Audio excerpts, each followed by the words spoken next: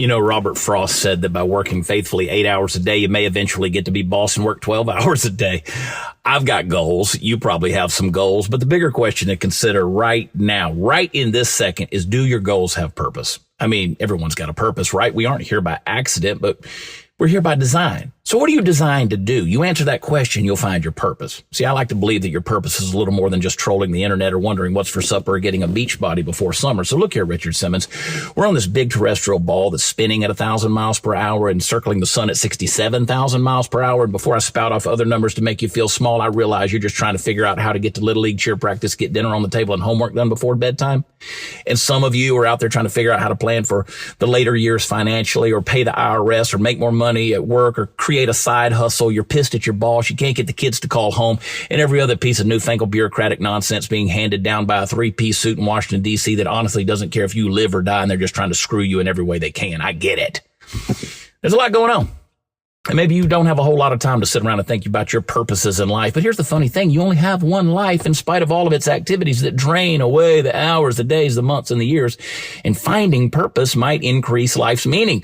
But it also might help you breathe a little easier, make the time pass a little slower, and make that time a lot more tolerable and maybe even a little bit more fun. Remember smiling? Remember fun? Remember fun?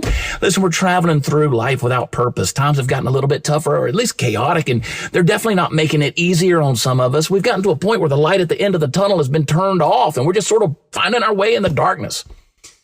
I know it sounds bleak, but I can help you, and I will help you, so I'm glad you tuned into the Chad Prather Show. I love y'all. God bless you. Here we go. But man, you ain't getting anywhere if you don't, first of all, discover who you are. And you're not going to discover who you are if you don't know where you came from. You want to accomplish something in life, it's got to be so big that you want to get up in the morning. Passion's that thing that makes you say, man, I can't wait till tomorrow. But discipline is that thing that makes you get up at 5:30. What you choose to feed is what's going to grow. If you feed the negativity, then it's going to continue to pop off in your life. You're going to reap negative things.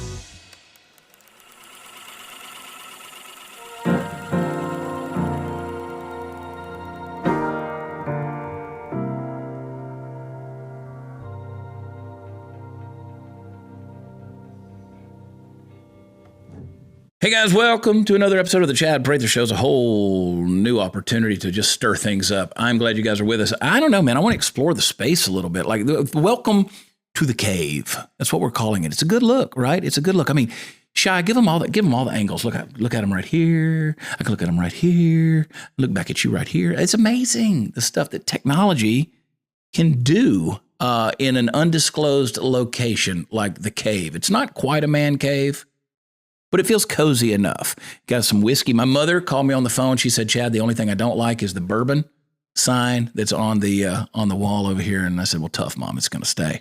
Along with the bourbon, which honestly, I don't know, Shy. I think I might, I might have to have a little bit of this stuff right here. It's a new year. We're getting into it. We're exploring the space. And Shider, we call him Shy for short. He's not short, but we're going to call him that for short. A little Woodford, little bourbon for the new year, and just to make my mother happy. You know what I mean? We need a good bourbon sponsor for this show is what we need. Or tequila, I don't care. As long as you have money, we'll drink your hooch. That's a good thing. So, hey guys, I hope you guys were a week into it. I hope y'all are having a happy, prosperous, exciting, chaos-free, as we talked about the other night, a chaos-free 2024. Here's to you guys. It's good. I have always, every new year, I've tried to remind myself, I'm not a New Year's resolution kind of person. But this year, here's what I said I wanted to do.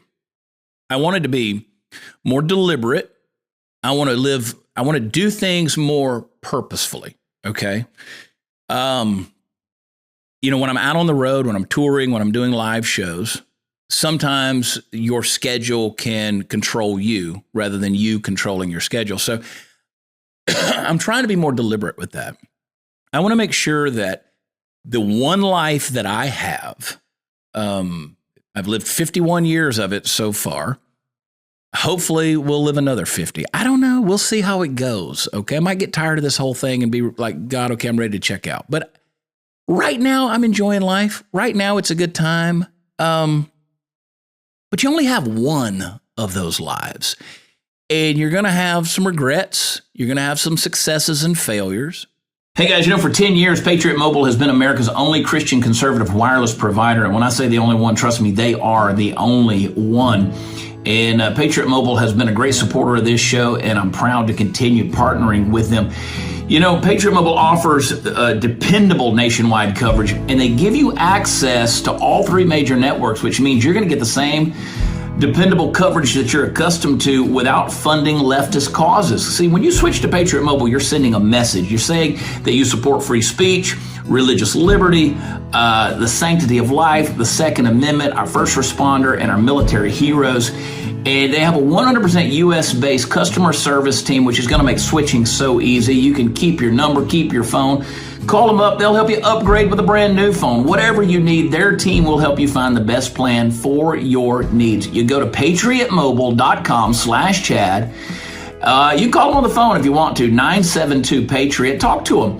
And you get free activation when you use promo code CHAD. I spell it Chad. That's right. Join me. Make the switch today. Go to patriotmobile.com/Chad. That's patriotmobile.com/Chad. Use promo code Chad. Call them up, 972-PATRIOT. I encourage you guys to do what I do every, new year. Go read Rudyard Kipling's great poem, If, in which he talks about how you meet with triumph and disaster, and you treat those two imposters just the same, because winning and losing, they're both imposters, because they're both fleeting, right? There are people who win and they're on top of the world, and suddenly they're not on top of the world anymore. Or you lose and you think, this is it, I'm bankrupt, this is the end of life for me, I'll never climb out of this pit. You got to remember, as my buddy, great singer-songwriter Gary Chapman told me years ago, he says, when you hit rock bottom, Chad, just look around. You'll see my name scribbled on the cave wall 3 or 4 times. A lot of you have those stories where you've just hit rock bottom and you come back. And there's some of you that just want to keep wallowing around in your misery. You want to just keep hanging around in your victim mentality. And I've said this for a long time. Some of you I've said it to personally when you want to tell me your problems. I've often asked people, do you want your problems solved, or do you want your problems understood? Do you want them taken away? Because a lot of people don't really want their problems taken away. If your problem was suddenly taken away, you'd lose your identity. You wouldn't know who you are anymore. So a lot of times people just want them understood. They want somebody to kind of pat their bobo a little bit, somebody to make them feel a little better about themselves and just kind of understand where you are. I know you've been through so much. We're living in a day and age where people are actually manufacturing their victimhood. They're manufacturing their sense of oppression. Look at these A-list celebrities that are out there who suddenly the news starts talking about how they are struggling with their transgender child. Charlize Theron, for instance, I think she's got a couple of them at this point.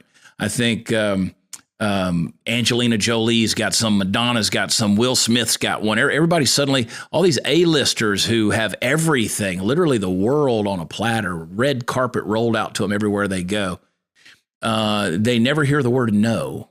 Anything they want is delivered. They live opulent lives, lavish lives. Everybody loves them, looks to them, wants to be them. The paparazzi follow them, which honestly sounds like a miserable life. And they would agree. I'll be honest with you. They would agree that everything in that glitteration of Hollywood is not all that it was cracked up to be when they signed on to be a celebrity. But they've had so much yes said to them that they now have to manufacture something whereby they can be a victim too. And so when somebody says something contrary to them, they're like, oh, you can't say that to me. Don't you understand the plight of what I'm going through? I have a transgender child. In fact, I got 2 or 3 of them. So you managed to find something that was like winning a genetic lottery. I mean, the statistical non-entity, something that's an anomaly in the human genome scheme. They just kind of are statistically non-existent, historically speaking, to be a transgender person. And now you got 2 of them in your own household. That's amazing. Could be Munchausen syndrome by proxy, where you have coaxed your children into believing a certain way about their identity and created confusion in them, all for the purpose of making yourself into being a victim. It's amazing how far the lengths people will travel to make sure their problems stay intact and they continue to be victims. That's an extreme example, but I think you know where I'm going with that. Because you and I, we're not dealing with that kind of stuff. I mean, we're just trying to figure out how to keep the lights on, right? We're trying to figure out how to afford the mortgage. We're trying to figure out how to pay, how to pay the IRS the money that they claim that we owe them. I mean, we've already given them everything but, an ounce of blood, and they'll take that if they could get it. But we're identifying ourselves with our problems. I want to encourage you to, I'm going to say something profound to you. I want you to stop. Just want you to quit doing it. I want you to quit being a victim. It's easier said than done. I like to bitch about things. I like to bitch about things. And if I got somebody that'll listen to me, I'll bitch to them.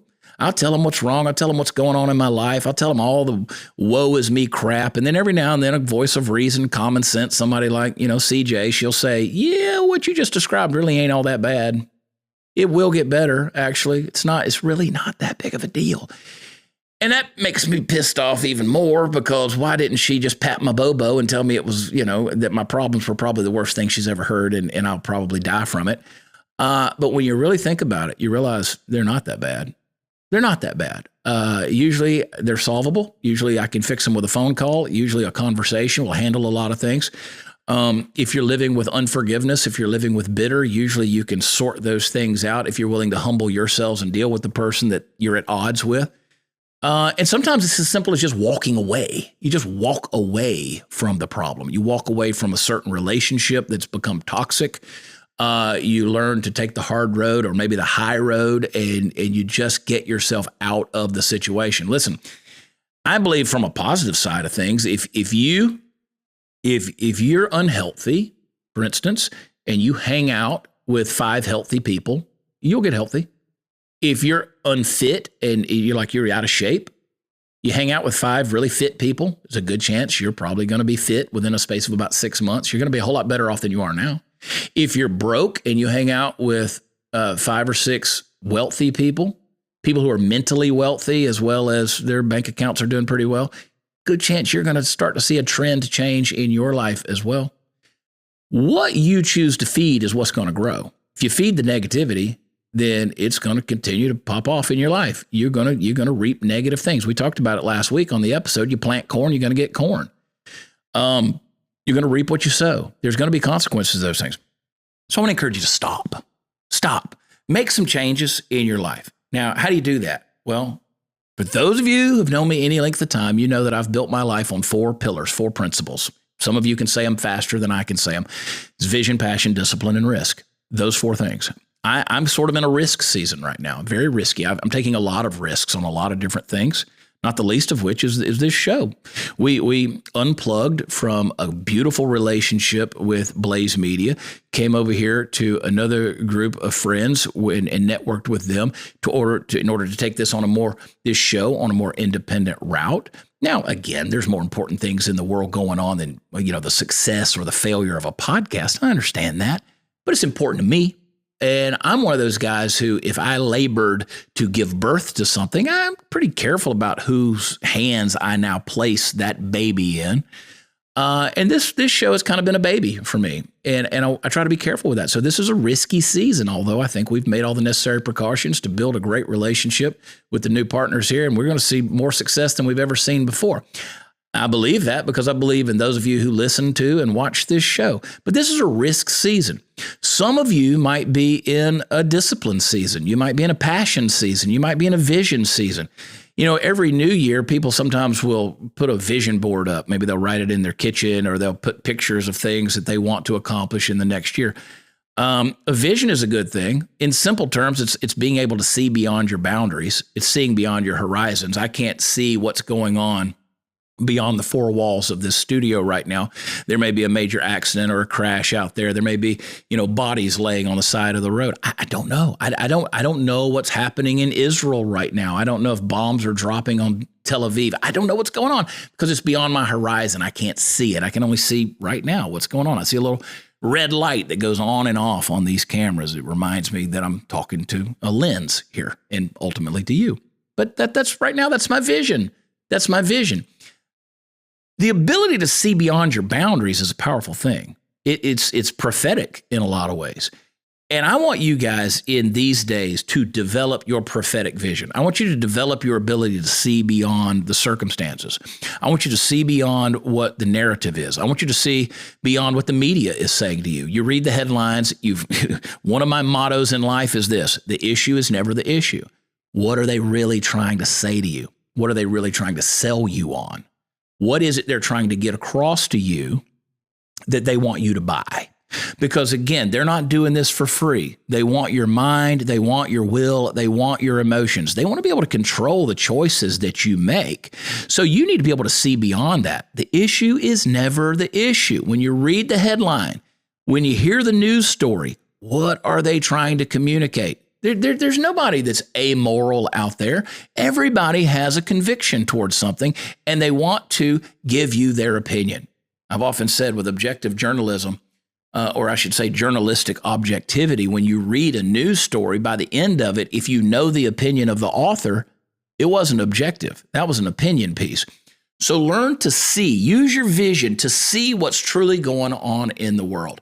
You see, for instance, these protesters that are in the streets, they're pro-Palestine, they're anti-Israel, and you say, well, Israel's done some evil things. Yes, all governments of men will do, have done, and will continue to do evil things because they're governments of men.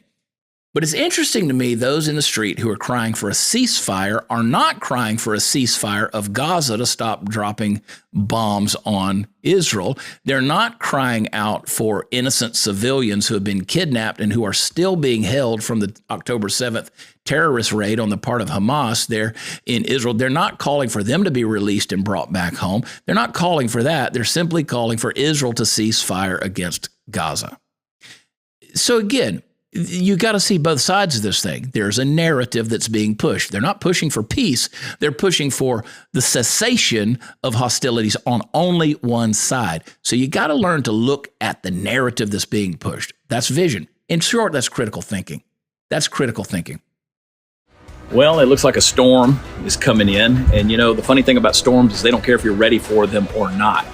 I want you to be ready when the storm hits. Sometimes when it hits, it's too late. You can't prepare then. You know, there's warning signs, the thunder, the clouds, the lightning in the sky. They let you know that it's time to expect a storm. You also know that the time to prepare for the storm is always right now.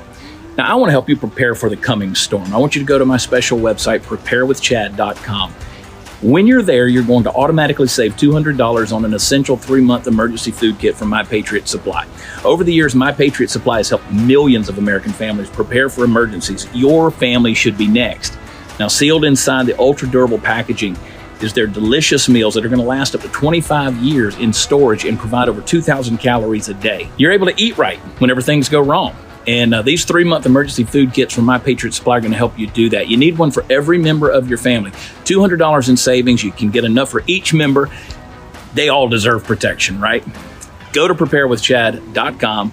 Order by 3 p.m. any given day, and you will get free shipping on the same day. The website, preparewithchad.com. Prepare for the storm.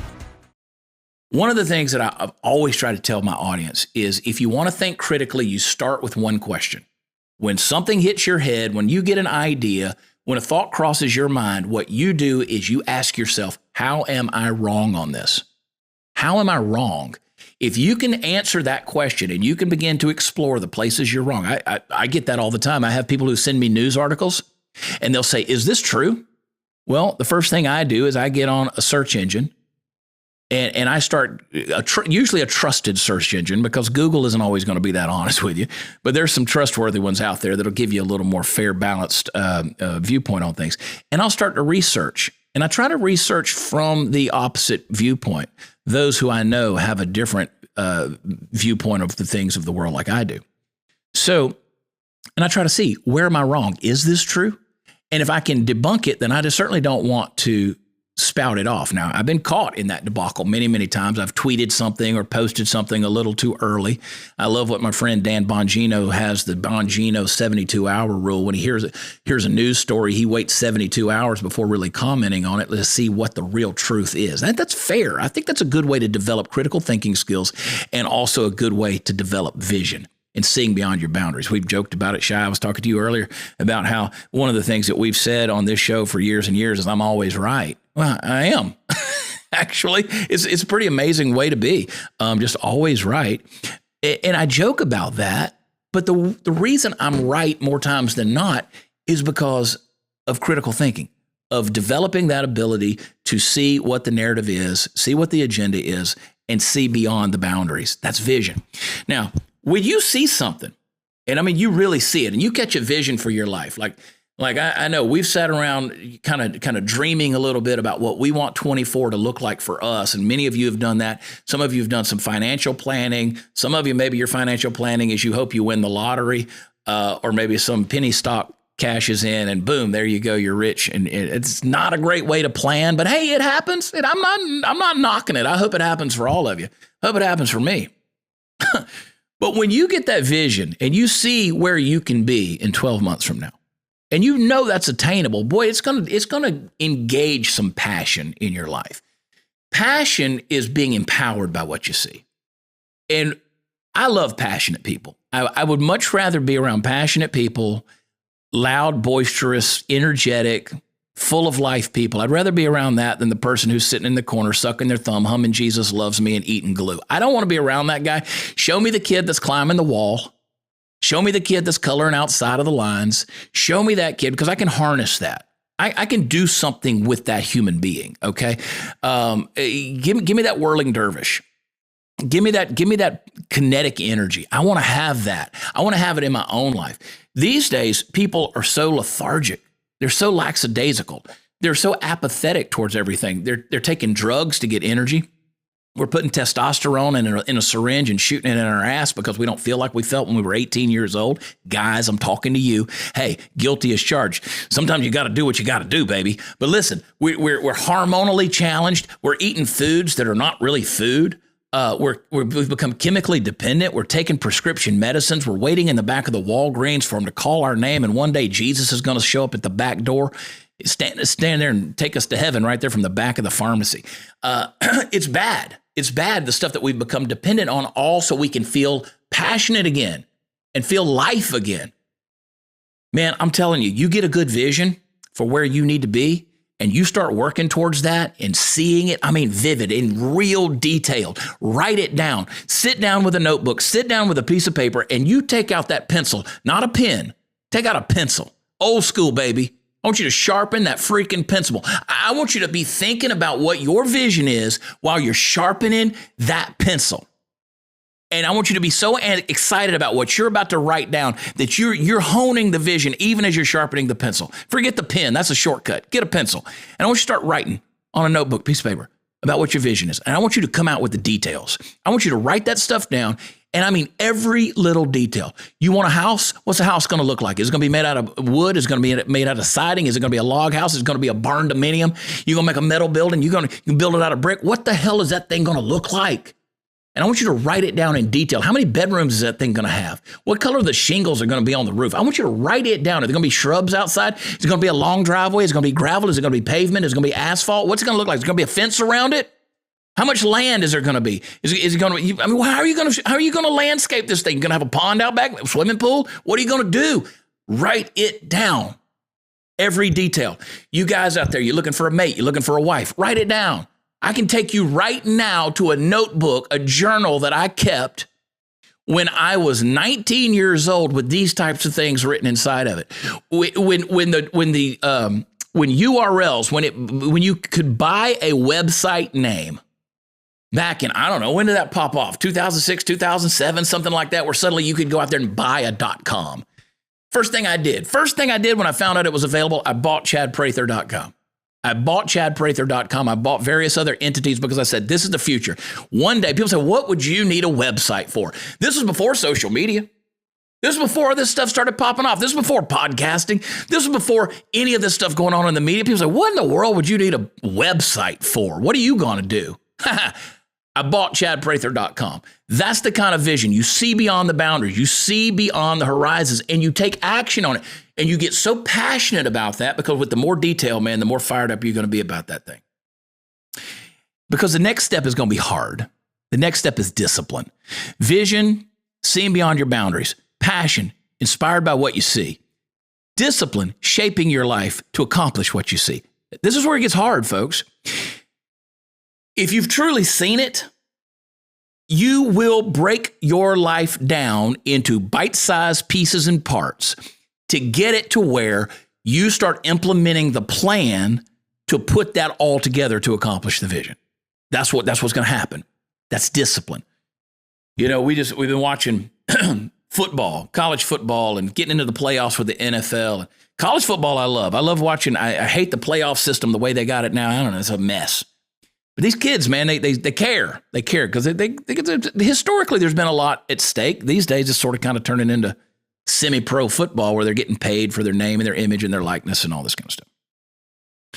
But, you know, you see these college kids and they're such incredible athletes. And that quarterback drops back to pass. He steps up into the pocket and he unleashes a 40-yard pass down the sideline. And there's a wide receiver running. He's got a defender right on his tail. And he lays himself out because you don't know if that ball is going to be, you know, catchable or not. And he's just going to give everything he's got. And he just lays himself out in a full parallel to the ground dive, and all the cameras are click, click, click, click, clicking. The cameras are on him. ESPN is already tuning up their highlight reel, and you're going to see this kid on all of the news stations that night, and he, with one finger, manages to pull this athletically amazing catch and just pulls his ball back into his hand. He clutches it, pulls it to his chest, and he rolls out, lays down, catches the thing. The crowd in the stadium erupts, 100,000 people. There's oohs, there's ahs, there's boos, there's cheers, there's all of this stuff.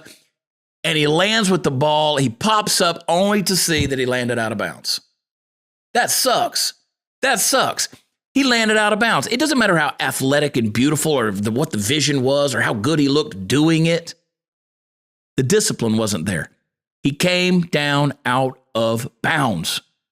You want to accomplish something in life, it's got to be so big that you want to get up in the morning. See, again, passion. Passion is that thing that makes you say, man, I can't wait till tomorrow. But discipline is that thing that makes you get up at 5:30. People always ask me, they say, why you get up so damn early? I got a lot to do. I got a lot to do. And I always joke about how people who get up early, people who do keto, people who do CrossFit, and people who get up early love to tell you about it. They love to talk about it. But that's great. They're passionate about it. They like to share their vision. Nothing wrong with that.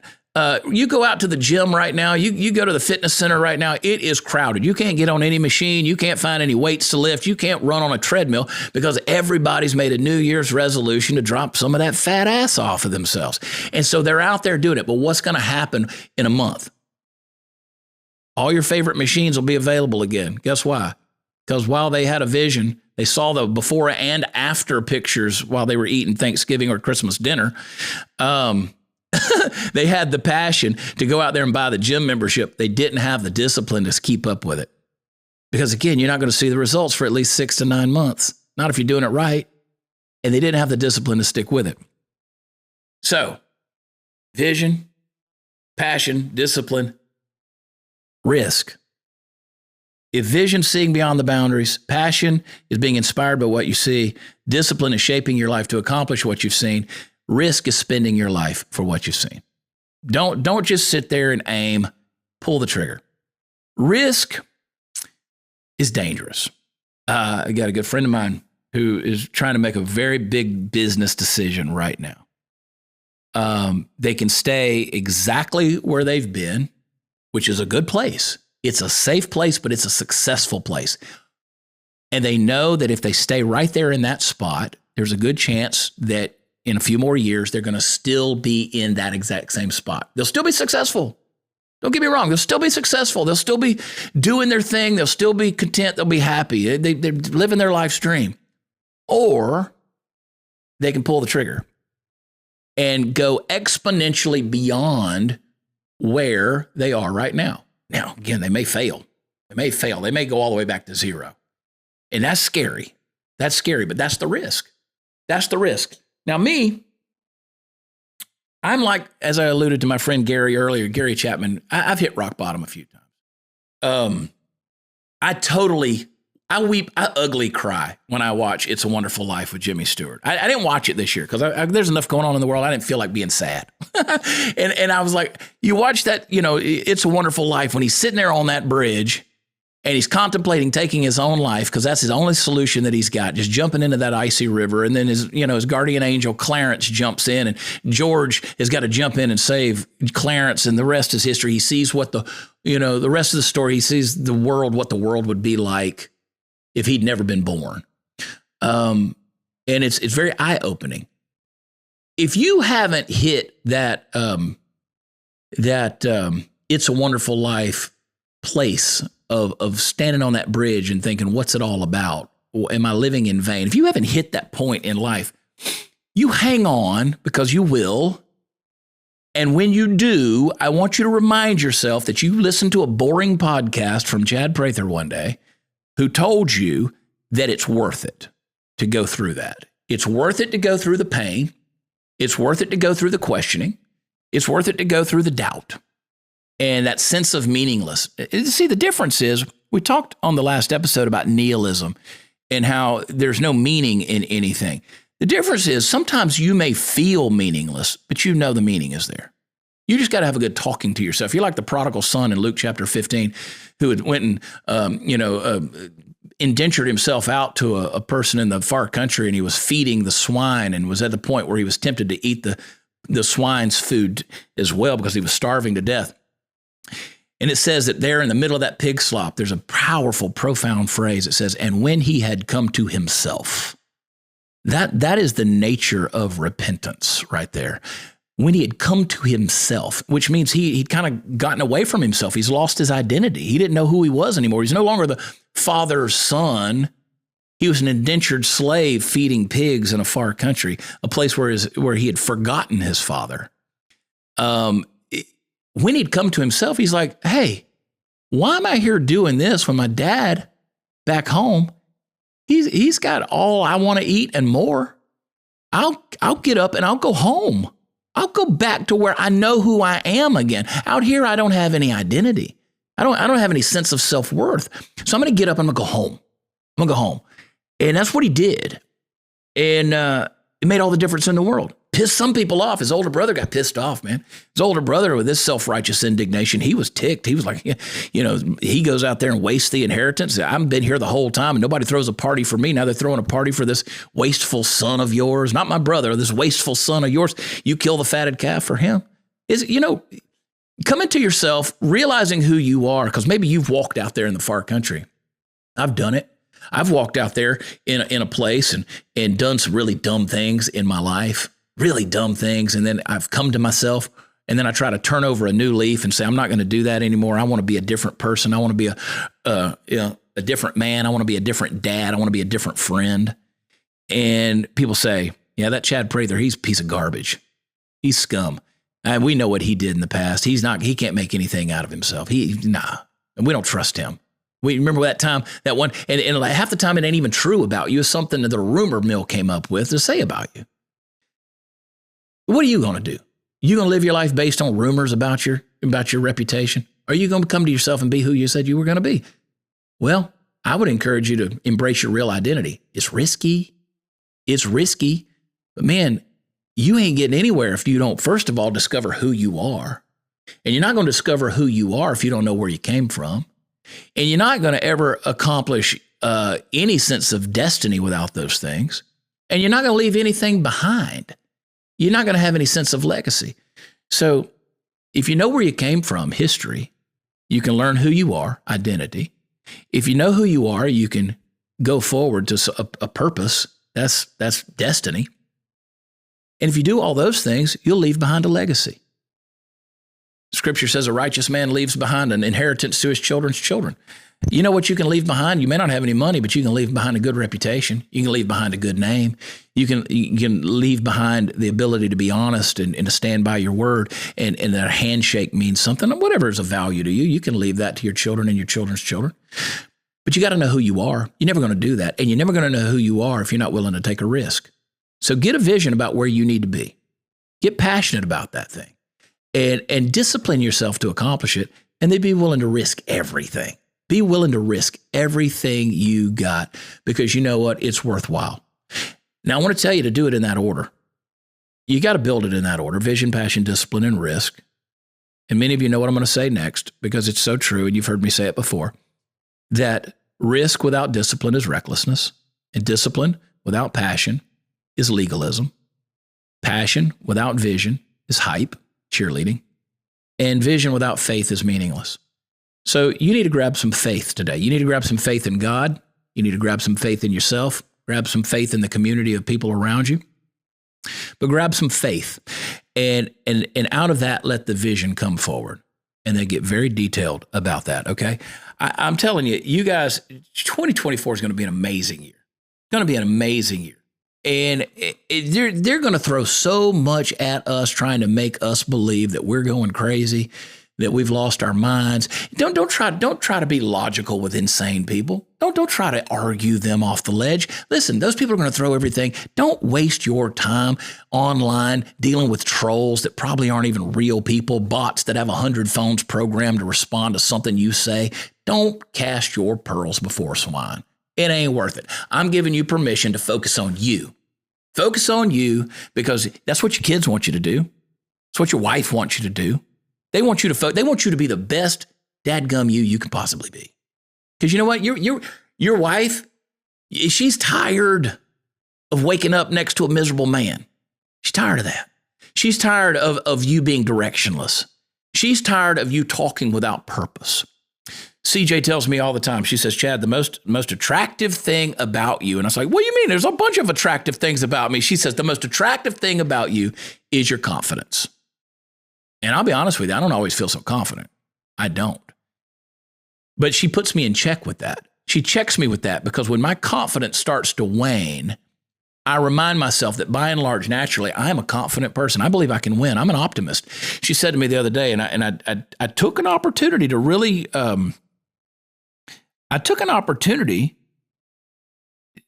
do some introspection on this. She said, Chad, you are an introvert. And I said, no, I'm not an introvert. I've always been an extrovert. I mean, when I die, you can stuff my body and put me in the museum under the display that says cocktail party. I mean, that's me. Just stuff me and put me right there holding a bottle of bourbon right there.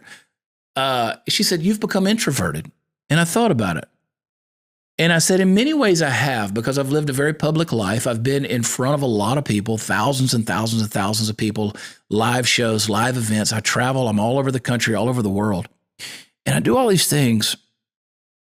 And sometimes it does get a little exhausting, so that when you come home, you just want to chill. You just want to like hide out, just kind of go into the cave. But the difference is it's one thing to have the time where you go in and rest and relax. It's a different deal when you become like King David before he was king, when he was at the cave at Adullam, and he says, the whole world's forsaken me. I don't have any friends. The world's out to kill me. That's a different form of pulling away. You guys, some of you have gotten introverted and self-introspective to the point of navel gazing, feeling sorry for yourself, that I want you to look up. Come out of that cave, because the people who love you need you. They need you. There's some of you out there, you've thought about suicide. You've thought about taking a cowardly way out. You've thought about, if I just disappear, nobody will miss me. Well, let me tell you something, George Bailey. They will. And the world needs you in it. So instead of doing something so extreme that's going to be a burden and a pain for your tragic pain for your family and loved ones, why don't you just do something a little bit more simple? Get a vision. Get a vision for the days ahead. Get a vision for your future. And let's see if that sparks a little passion in you. Hey, you need to go get a little testosterone shot. Go get the pellets, dadgummit. There's no shame in it. You got depression, go talk to a professional. Get a therapist. Talk to somebody. It's good to get some things off your chest. Go talk to somebody. Talk to your God. Talk to your doctor. You talk to your therapist, talk to your friends, get that stuff off your chest. There's no pride in you. Who told you that as a man, you got to sit around and you got to be living in some kind of poke your chest out pride? Stop it. You know what? In a few years, we're all going to be all bowed over with kyphosis and a hunchback walking around on a walker anyway. Stop it. Stop it. Eventually, time proves that we're all weak. Be strong in the ways that you can be strong, but make yourself stronger by embracing the weakness that you have and working on those things that you emerge much more positive in the world to come. I'm telling you, you got eternity to live for, but there's only one life on this earth, and there are people who love you and want to see you do the best you can. And 2024 is your year, dadgummit. I believe that. All right. WatchChad.com is where all the fun stuff is. I'm going to be out on the road, man. I'm doing a ton of stuff in Texas. I told him, I said, listen, being more deliberate this year. I said, I don't want to travel all over the country right now. I want to ease back into my schedule. I want to do a lot of Texas dates because I want to sleep in my own bed. 2023, honestly, I think I could count on one calendar month how many nights I slept in my own bed. I was on the road too much. It's another decision that I made. You know what? I'll make less money. And guess what? That's okay. That's okay, because I want to focus on you. I want to focus on this show. I want to focus on what I'm doing. I'm going to do some shows out there, and I'd love it if you came. I would love it if you came and hung out with us. Going to do a ton in Texas. 26th and 27th, I'm in Tampa, Florida, Wesley Chapel to be specific, at Side Splitters. And then I think in February, we're doing a run in Arkansas, in Memphis, Tennessee, and then down in Shreveport, Louisiana. And I'd love for you guys to come. But other than that, I'm kind of hanging close to the house. But come find me out on the road. We're having fun. We're telling jokes. We're making light of life. We're making light of each other. And that's okay. That's okay. WatchChad.com is where all the fun stuff is. Tell your friends about this show. Tell them, say, there's this guy. He wears a cowboy hat and we like to make fun of him. But sometimes he makes a little bit of sense when he talks about life. So tell them the Chad Prather Show is a place where they can come in here and maybe get a little common sense. All right. Take care of yourselves. We will see you in the next episode. We love you. God bless you. We'll talk to you then.